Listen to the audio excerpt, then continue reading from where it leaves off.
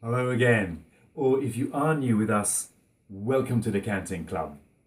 This week we have a red from South Africa. It's from the Swartland winery, based in the region of the same name, which lies to the north of Cape Town. You may remember that earlier this year we drank their marvellous bush vine Shiraz.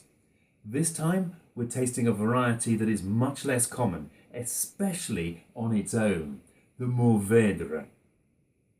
Now this is a 2015, so it's still quite young, but it doesn't look it. It's a deep garnet colour, not ruby, so it doesn't have any of the purple tinge you normally associate with young reds.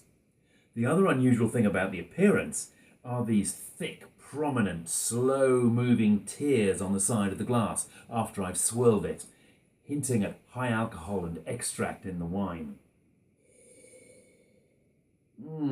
Delightful sweet fruited nose here.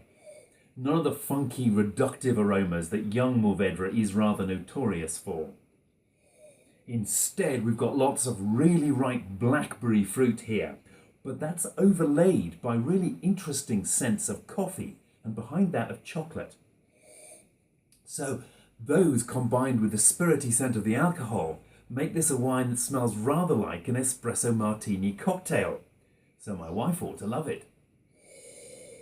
There are spicy hints in here too, cloves, which completes the picture. It's a lovely nose.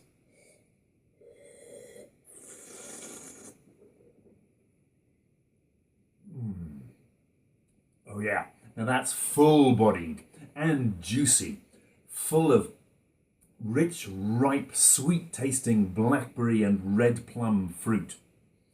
Though the wine itself is in fact dry, there's a refreshing line of acidity here too, and lots of tannins, but they are super smooth, really ripe and polished, not harsh or drying in the slightest, but they do add a touch of bitterness to the otherwise juicy and warming finish. The other thing I get on the finish is a touch of the leathery character that Mourvèdre on its own is rather famed for, especially in the wines of Bandol in Provence in France.